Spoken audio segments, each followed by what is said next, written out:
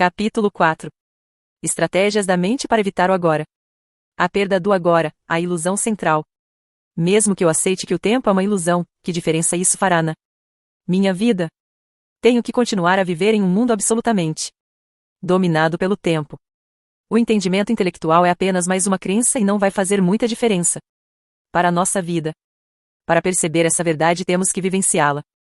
Quando cada célula do nosso corpo está tão presente que vibra com a vida, e quando conseguimos sentir essa vida a cada momento como a alegria do ser, podemos dizer que estamos livres do tempo. Mas ainda tenho de pagar as contas e sei que vou envelhecer e morrer. Exatamente como todas as pessoas. Como posso dizer que estou livre do tempo? As contas de amanhã não são um problema. A degeneração do corpo não é um problema. A perda do agora é o problema, ou melhor, a ilusão central que transforma uma situação simples, um acontecimento ou uma emoção em um problema pessoal e em sofrimento. Perder o agora é perder o ser. Livrar-se do tempo é livrar-se da necessidade psicológica tanto do passado quanto do futuro. Isso representa a mais profunda transformação de consciência que você possa imaginar. Em casos muito raros, essa mudança na consciência acontece de forma drástica e radical, de uma vez por todas. Quando isso acontece, normalmente é através de uma completa rendição, em meio a um sofrimento intenso. Muitas pessoas, entretanto, têm de trabalhar para obtê-la. Depois dos primeiros vislumbres do estado atemporal de consciência, passamos a viver em um vai-vem entre a dimensão do tempo e a presença. Primeiro, você começa a perceber que a sua atenção raramente está no agora. Entretanto, saber que você não está presente já é um grande sucesso. O simples saber já é presença, mesmo que, no início, dure só alguns segundos no tempo do relógio antes de desaparecer outra vez. Depois, com uma frequência cada vez maior, você escolhe dirigir o foco da consciência para o momento presente. Você se torna capaz de ficar presente por períodos mais longos. Portanto, antes que sejamos capazes de nos estabelecer com firmeza no estado de presença, oscilamos, periodicamente, de um lado para o outro, entre a consciência e a inconsciência, entre o estado de presença e o estado de identificação com a mente. Perdemos o agora várias vezes, mas retornamos a ele. Por fim, a presença se torna o estado predominante. A maioria das pessoas nunca vivencia a presença.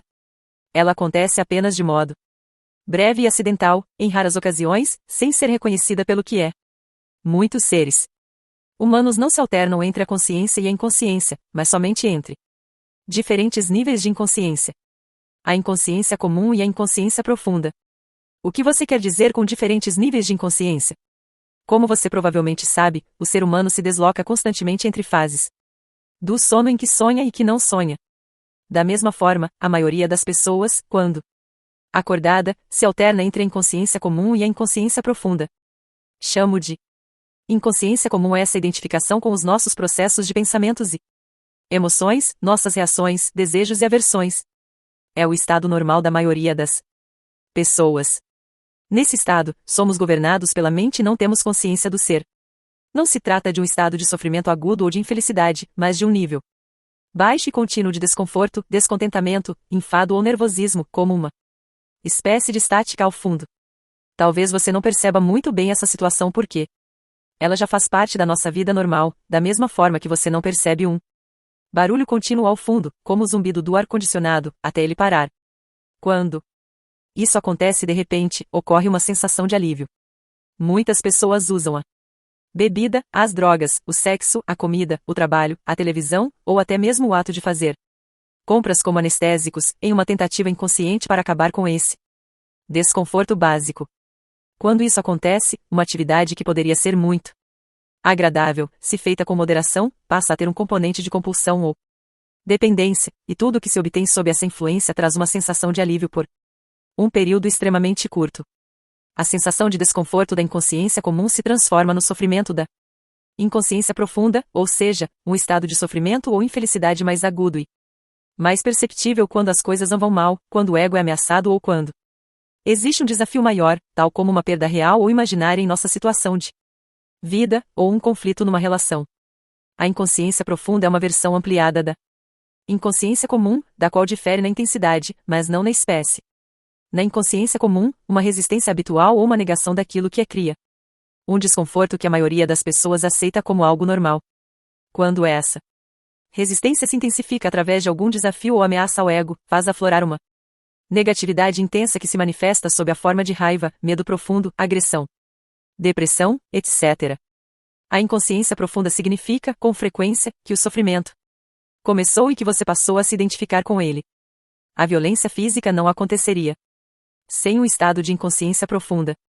Ela pode explodir com facilidade quando as pessoas geram um campo coletivo de energia negativa. O melhor indicador do nível de consciência é a maneira como você lida com os desafios da vida. É através desses desafios que uma pessoa já inconsciente tende a se tornar mais profundamente inconsciente, e uma pessoa consciente a se tornar mais intensamente consciente. Podemos nos valer de um desafio para nos acordar ou para permitir que ele nos empurre para um sono ainda mais profundo. O sonho no nível da inconsciência comum se transforma, então, em pesadelo. Se você não consegue estar presente mesmo em situações normais, como, por exemplo, quando está sozinho em uma sala, caminhando no campo ou ouvindo alguém, certamente não será capaz de permanecer consciente quando alguma coisa vai mal. Será dominado por uma reação, que é sempre, em última análise, alguma forma de medo, e empurrado para uma inconsciência profunda. Esses desafios são os seus testes. Só o modo como você lida com eles lhe mostrará onde você está no que se refere ao seu estado de consciência, e não a quantidade de horas que você consegue ficar sentado com os olhos fechados. Portanto, é fundamental colocar mais consciência em sua vida durante as situações comuns, quando tudo está correndo de modo relativamente tranquilo. É assim que se aumenta o poder de presença. Ele gera um campo energético de alta frequência vibracional em você e ao seu redor. Nenhuma inconsciência, nenhuma negatividade, nenhuma discórdia ou violência pode penetrar nesse campo e sobreviver, do mesmo modo que a escuridão não consegue sobreviver na presença da luz. O que eles estão buscando?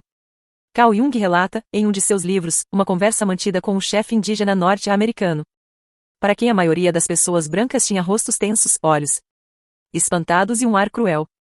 O chefe disse: estão sempre buscando alguma coisa. O que eles estão procurando? Os brancos sempre querem alguma coisa. Estão sempre agitados e descontentes. Não sabemos o que desejam. Achamos que são loucos. Não há dúvida de que a tendência a uma permanente sensação de desconforto começou muito antes do surgimento da civilização industrial ocidental, mas foi na civilização ocidental, que hoje cobre quase todo o planeta, inclusive grande parte do leste, que ela se manifestou de uma forma aguda sem precedentes. Ela já estava presente no tempo de Jesus e também 600 anos antes, no tempo de Buda, e muito antes desse tempo. Por que vocês estão sempre ansiosos? Perguntou Jesus aos discípulos. Será que os seus pensamentos ansiosos podem acrescentar um simples dia às vossas vidas? Da mesma forma, Buda ensinou que a raiz do sofrimento pode ser encontrada em nossos desejos e ansiedades permanentes. A resistência ao agora como uma disfunção básica coletiva está intimamente ligada à perda da consciência do ser e forma base da nossa civilização industrial desumanizada. Freud também reconheceu a existência dessa tendência para o desconforto e escreveu sobre o assunto em seu livro O Mal-Estar na Civilização, mas não admitiu a verdadeira raiz da inquietação e falhou em perceber que é possível libertar-se dela. Essa disfunção coletiva criou uma civilização muito infeliz e extraordinariamente violenta, que se tornou uma ameaça não só para si mesma, mas para toda a vida do planeta, dissolvendo a inconsciência comum. Como podemos nos livrar desse desconforto? Torne-o consciente. Observe as muitas maneiras pelas quais o desconforto, o descontentamento e a tensão surgem dentro de você, através de julgamentos desnecessários, resistência àquilo que é e negação do agora. Qualquer coisa inconsciente se dissolve quando a luz da consciência brilha sobre ela. Se soubermos como dissolver a inconsciência comum, a luz da nossa presença irá brilhar intensamente. E será muito mais fácil lidarmos com a inconsciência profunda. Mas, no início, talvez não seja muito fácil detectar a inconsciência comum porque a consideramos uma coisa normal. Habitue-se a monitorar o seu estado mental e emocional através de uma auto-observação. Estou me sentindo à vontade neste momento? É uma pergunta que você deve se fazer com frequência. Ou pode se questionar: o que está acontecendo dentro de mim neste exato momento? Mantenha o mesmo nível de interesse pelo que vai tanto no seu interior quanto no exterior. Se você captar corretamente o exterior se encaixará no lugar. A realidade principal está no interior, a realidade externa é secundária. Mas não responda logo a essas questões. Direcione a sua atenção para o interior. Olhe para dentro de você. Que tipo de pensamentos a sua mente está produzindo? O que você sente? Dirija a atenção para o seu corpo. Existe alguma tensão? Quando você perceber um certo desconforto, um ruído estático ao fundo, verifique que caminhos você está usando para evitar, resistir ou negar a vida, o agora. Existem muitos caminhos pelos quais resistimos, inconscientemente, ao momento presente. Vou dar alguns exemplos.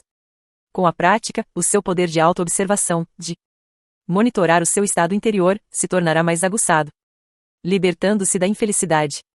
Você não está satisfeito com as atividades que desempenha? Talvez não goste de seu trabalho ou tenha se aborrecido por ter concordado em fazer alguma coisa, embora parte de você não goste e ofereça resistência. Tem algum ressentimento oculto em relação a alguém próximo a você? Percebe que a energia que você desprende por conta disso tem efeitos tão prejudiciais que você está contaminando a si mesmo e aos que estão ao seu redor? Dê uma boa olhada dentro de você. Existe algum leve traço de ressentimento ou má vontade? Se existe, observe-o, tanto no nível mental quanto no emocional.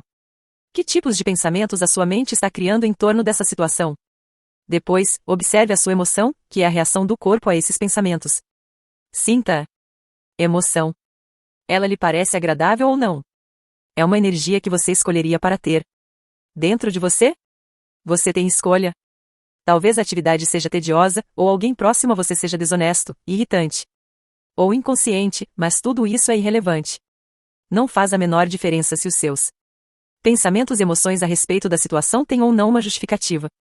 O fato é que você está resistindo ao que é. Está transformando o momento atual no inimigo. Está criando infelicidade, um conflito entre o interior e o exterior. A sua infelicidade está poluindo não só o seu próprio ser interior e o daqueles à sua volta, como também a psique coletiva humana, da qual você é uma parte inseparável. A poluição do planeta é apenas um reflexo externo de uma poluição interior psíquica gerada por milhões de indivíduos inconscientes, sem a menor responsabilidade pelos espaços que trazem dentro de si. Você pode parar de executar a tarefa que está lhe causando insatisfação, falar com a pessoa envolvida e expressar todos os seus sentimentos ou livrar-se da negatividade que a sua mente criou em volta da situação e que não serve a nenhum propósito, exceto o de fortalecer um falso sentido do eu interior. É importante reconhecer essa inutilidade. A negatividade nunca é o melhor caminho para lidar com qualquer situação. Na verdade, na maior parte dos casos, ela nos paralisa, bloqueando qualquer mudança verdadeira. Qualquer coisa feita com uma energia negativa será contaminada por ela e dará origem a mais sofrimento. Além disso, qualquer estado interior negativo é contagioso, pois a infelicidade se espalha mais rapidamente do que uma doença física. Pela lei da ressonância, ela detona e alimenta a negatividade latente nos outros, a menos que sejam imunes, quer dizer, altamente conscientes. Você está poluindo o mundo ou limpando a sujeira? Você é responsável pelo seu espaço interior, da mesma forma que é responsável pelo planeta. Assim no interior, assim no exterior, se os seres humanos limparem a poluição interior, deixarão então de criar a poluição externa. Como podemos nos livrar da negatividade? Descartando-a. Como nos livramos de um pedaço de carvão em brasa que está em nossas mãos? Como nos livramos de uma bagagem pesada e inútil que estamos carregando? Reconhecendo que não desejamos mais sofrer nem carregar peso, e deixando-o de lado. A inconsciência profunda, como o sofrimento físico ou outro sofrimento profundo, como, por exemplo, a perda de uma pessoa amada, quase sempre necessita ser transformada através da aceitação combinada com a luz da presença, ou seja, através de uma atenção constante. Por outro lado, muitos padrões da inconsciência comum podem ser simplesmente descartados ao percebermos que não os queremos mais ou que não precisamos mais deles, que temos uma escolha e que não somos só um feixe de reflexos condicionados. Tudo isso indica que somos capazes de acessar o poder do agora. Sem ele, não temos escolha. Ao chamar algumas emoções de negativas, será que você não está criando uma polaridade mental de bom e mal, como mencionou anteriormente? Não. A polaridade foi criada no estágio anterior, quando sua mente julgou o momento presente como mal. Foi esse julgamento que criou a emoção negativa. Mas, ao chamar algumas emoções de negativas, você não está querendo Dizer que elas não deveriam estar ali, que não está certo ter essas emoções? Entendo que deveríamos nos permitir ter qualquer tipo de sentimento, sem julgar se ele é bom ou mau. Não há nada de errado em estar com raiva, de mau humor, ou seja lá o que for, do contrário, nos sentiremos reprimidos, em conflito interior ou rejeitados. As coisas estão bem do jeito que são. Sem dúvida. Quando um padrão mental, uma emoção ou uma reação forem observados, aceite-os. Você não está consciente o bastante para ter uma escolha em relação a esse assunto. Não se trata de um julgamento, apenas de um fato. Se você tivesse uma escolha, ou percebesse que, de fato, tem uma escolha, escolheria o sofrimento ou a alegria, o conforto ou o desconforto, a paz ou o conflito? Escolheria um pensamento ou um sentimento que separasse você do seu estado natural de bem-estar, da alegria da vida interior? Chamo de negativo qualquer sentimento dessa natureza, o que significa simplesmente mal. Não no sentido de você não deveria ter feito isso, mas simplesmente mal no sentido concreto, como sentir dor de estômago. Como é possível que os seres humanos tenham assassinado mais de 100 milhões de seus semelhantes apenas no século XX, 4 pessoas infligindo um sofrimento de tal magnitude umas às outras está além de qualquer coisa que você possa imaginar. E isso, sem considerar a violência física, mental e emocional, a tortura, o sofrimento e a crueldade que os homens continuam a infligir uns aos outros, bem como a outros seres vivos. Será que agem assim em seu estado natural, em contato com a alegria da vida dentro deles? Claro que não. Somente aqueles que vivem no estado profundamente negativo, que se sentem de fato muito mal, poderiam ver tal realidade como um reflexo do modo como se sentem. No momento, essas pessoas estão empenhadas em destruir a natureza e o planeta que nos sustenta. Isso é inacreditável, mas é verdadeiro. O homem é uma espécie perigosamente insana e doente. Isso não é um julgamento, é um fato. É também um fato que a sanidade está lá, por baixo da loucura. A cura e a redenção estão disponíveis neste exato momento. É verdade que, quando aceita seu ressentimento, o mau humor, a raiva, etc., você não sente mais necessidade de manifestá-los de maneira cega e tem menos chance de projetá-los sobre os outros. Mas eu me pergunto se você não está se iludindo. Quando uma pessoa vem praticando a aceitação por um tempo, como é o seu caso, chega a um ponto em que precisa passar para o estágio seguinte, onde essas emoções negativas não são mais criadas. Se você não passa, a aceitação se torna apenas um rótulo mental, que permite ao seu ego continuar a ser tolerante com a tristeza e, dessa forma, fortalecer o sentimento de separação das outras pessoas, do seu ambiente, do seu aqui e agora. Como você bem sabe, a separação é a base do sentido de identidade do ego. A aceitação verdadeira poderia transformar tudo de uma vez por todas. E se sabe, bem lá no fundo, que tudo está bem como você diz, será que esses pensamentos negativos veriam em primeiro lugar? Se não houver julgamento nem resistência ao que é, eles nem surgem. A sua mente diz que tudo está bem, mas no fundo você não acredita nisso, e assim os velhos padrões de resistência mental e emocional ainda estão ali. É isso o que nos faz mal. Isso também não tem importância. Você está defendendo o seu direito de ser inconsciente, o seu desejo de sofrer? Não. Se preocupe, pois ninguém vai lhe tirar esse direito. Ao perceber que um determinado tipo de alimento lhe faz mal, você continuaria a comer aquele alimento e insistiria em afirmar que não se importa em passar mal? Onde quer que você esteja, esteja por inteiro. Você pode dar outros exemplos da inconsciência comum? Observe quando estiver reclamando, com palavras ou pensamentos, de uma situação que envolva você, pode ser alguém que fez ou disse algo que lhe aborreceu, algo sobre a sua situação de vida, o lugar onde mora, ou até mesmo o tempo. Reclamar é sempre uma não aceitação de algo que é. Essa atitude contém invariavelmente uma carga negativa e inconsciente. Quando você reclama, transforma-se em vítima. Quando fala, você está no controle. Portanto, mude a situação agindo ou falando, caso seja necessário ou possível, ou então fuja da situação, ou se não aceite-a. Tudo mais é loucura. A inconsciência comum é sempre relacionada, de algum modo, com a negação do agora. O agora, naturalmente, também implica o aqui.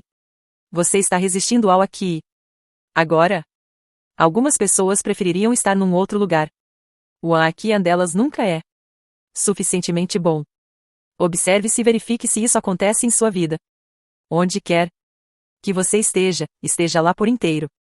Se você acha insuportável o seu aqui e agora e isso o faz infeliz, há 3 opções: abandone a situação, mude-a ou aceite-a totalmente. Se você deseja ter responsabilidade sobre a sua vida, deve escolher uma dessas opções. E deve fazê-lo agora. Depois, arque com as consequências. Sem desculpas. Sem negatividade. Sem poluição física. Mantenha limpo o seu espaço interior. Se você tomar qualquer atitude, abandonando ou mudando a situação, livre-se. Primeiro da negatividade. Uma atitude originada no discernimento tem mais efeito do que uma originada na negatividade. Uma atitude qualquer é muitas vezes melhor do que nenhuma atitude, especialmente se há muito tempo você está paralisado numa situação infeliz. Se for uma atitude errada, ao menos você aprenderá alguma coisa, caso em que deixará de ser um erro. Se você não agir, nada aprenderá. Será que o medo está impedindo que você tome uma atitude? Admita o medo, observe-o, concentre-se nele, esteja totalmente presente. Isso corta a ligação entre o medo e o pensamento. Não deixe o medo nascer em sua mente. Use o poder do agora. O medo não pode prevalecer sobre ele. Se não há mesmo nada a fazer e você não pode mudar a situação, então aceite-o aqui e agora totalmente, abandonando toda a resistência interior. O falso e infeliz eu interior, que adora sentir-se miserável, ressentido ou com pena de si mesmo, não consegue mais sobreviver. Isso se chama rendição. A rendição não é uma fraqueza. Há uma grande força nela. Somente alguém que se rendeu tem poder espiritual. Através da rendição, você se livrará da situação internamente. É possível que você perceba uma mudança na situação sem que tenham sido necessários maiores esforços da sua parte. De qualquer forma, você está livre. Ou haverá algo que você deveria estar fazendo mas não está? Levante-se e faça. Agora. Ou, em vez disso, aceite totalmente a sua inatividade, preguiça ou passividade. Neste momento, se está é a sua escolha. Mergulhe nela por inteiro. Desfrute-a. Seja tão preguiçoso ou inativo quanto puder. Se você fizer isso conscientemente, logo sairá dela. Ou talvez não. Em qualquer dos casos, não há nenhum conflito interior, nenhuma resistência, nenhuma negatividade. Você está sofrendo de estresse? Pensa tanto no futuro que o presente está reduzido a um meio para chegar lá? O estresse é causado pelo estar aqui embora se deseje estar lá, ou por se estar no presente desejando estar no futuro. É uma divisão que corta a pessoa por dentro. Criar e viver com essa divisão é insano. O fato de que todas as pessoas estão agindo assim não torna ninguém menos insano. Se você não pode fugir disso, tem de se movimentar rápido, trabalhar rápido, ou até mesmo correr, sem se projetar no futuro e sem resistir ao presente. Quando se movimentar, trabalhar e correr, faça tudo por inteiro. Desfrute o fluxo de energia, a alta energia desse momento. Agora. Não há mais estresse, não há mais divisão em dois, apenas o movimento, a corrida, o trabalho. Desfrute essas atitudes. Ou você também pode abandonar tudo e se sentar num banco do parque. Mas, ao fazê-lo, observe a sua mente. Pode ser que ela diga: você devia estar trabalhando. Está perdendo seu tempo. Observe a mente. Sorria para ela. O passado toma uma grande parte da sua atenção? Você frequentemente fala e pensa sobre ele, tanto de forma positiva quanto negativa? As grandes coisas que você conquistou, suas experiências e aventuras, ou as coisas horrorosas que lhe aconteceram? Ou talvez que você fez a alguém? Será que seus pensamentos estão gerando culpa, orgulho, ressentimento, raiva, arrependimento ou autopiedade? Então, você está não só dando mais força ao falso interior, como também ajudando a acelerar o processo de envelhecimento do seu corpo através da criação de um acúmulo de passado na sua psique. Constate isso observando à sua volta aquelas pessoas que têm uma forte tendência para se apegar ao passado. Morra para o passado a cada instante. Você não precisa dele. Refira-se a ele apenas quando totalmente relevante para o presente. Sinta o poder do momento presente e a plenitude do ser. Sinta a sua presença. Você tem preocupações? Tem muitos pensamentos do tipo em si. Você está identificado com a mente, que está se projetando num futuro imaginário e criando medo. Não há como enfrentar tal tipo de situação, porque ela não existe. É um fantasma mental. Você pode parar com essa insanidade que corrói a saúde e a vida aceitando Simplesmente o momento presente. Perceba a sua respiração. Sinta o ar entrando e saindo do seu corpo. Sinta o seu campo interno de energia. Tudo com o que você sempre teve que lidar, tudo que teve de enfrentar na vida real, em oposição às projeções imaginárias da mente, é o momento presente. Pergunte-se qual é o seu problema neste exato momento, não no ano que vem, ou amanhã, ou daqui a 5 minutos. O que está errado neste exato momento? Você pode sempre enfrentar o agora, mas não pode jamais enfrentar o futuro, nem tem de fazer isso. A resposta, a força, a atitude certa estarão à sua disposição quando você precisar, nem antes, nem depois. Algum dia vou fazer isso. Seu objetivo está tomando de tal modo a sua atenção que o momento presente é apenas um meio para atingir um fim? Está consumindo a alegria das coisas que você faz? Você está esperando para começar a viver?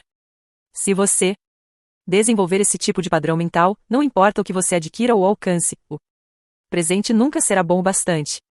O futuro sempre parecerá melhor. Uma receita perfeita para uma insatisfação permanente, você não acha? Você está sempre esperando alguma coisa? Quanto tempo da sua vida você passou esperando?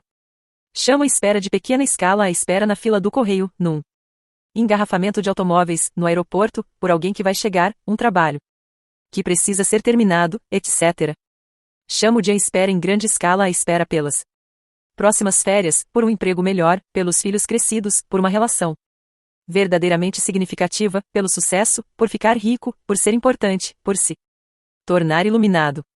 Não é raro que as pessoas passem a vida toda esperando para começar a viver. Esperar é um estado mental. Significa basicamente desejar o futuro e não querer o presente. Você não quer o que conseguiu e deseja aquilo que não conseguiu. Em qualquer dos tipos de espera você, inconscientemente, cria um conflito interior entre o seu aqui e agora, onde você não quer estar, e o futuro projetado, onde você quer estar. Essa situação reduz grandemente a qualidade da sua vida ao fazer você perder o presente.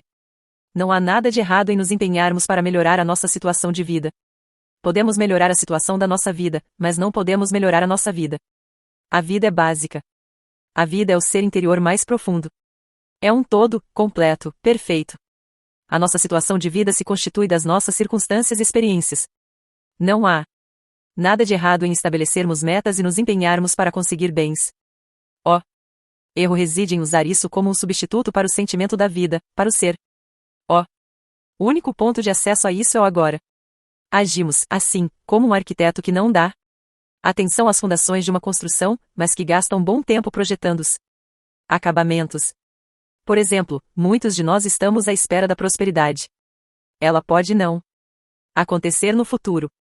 Quando respeitamos, admitimos e aceitamos completamente a realidade do presente, onde estamos, quem somos, o que estamos fazendo agora. Quando aceitamos o que temos, isso significa que estamos agradecidos pelo que conseguimos, pelo que é, pelo ser. A gratidão pelo momento presente e pela plenitude da vida atual é a verdadeira prosperidade. Não está no futuro. Então, no tempo certo. Essa prosperidade se manifesta para nós de várias maneiras. Se você não encontra satisfação nas coisas que possui, se tem um sentimento de frustração ou de aborrecimento por não ter tudo o que quer no presente, isso pode levar-lo a querer enriquecer, mas, mesmo que consiga milhões, continuará a ter a sensação de que falta alguma coisa. Talvez o dinheiro lhe compre muitas experiências excitantes, embora passageiras, deixando sempre uma sensação de vazio e estimulando uma necessidade de gratificação física ou psicológica ainda maior. Você não vai se conformar em simplesmente ser e, assim, sentir a plenitude da vida agora, a verdadeira prosperidade. Portanto, desista da espera como um estado da mente. Quando você se vir escorregando para a espera, pule fora. Venha para o momento presente. Apenas seja e aprecie ser. Quando estamos presentes, nunca precisamos esperar por nada.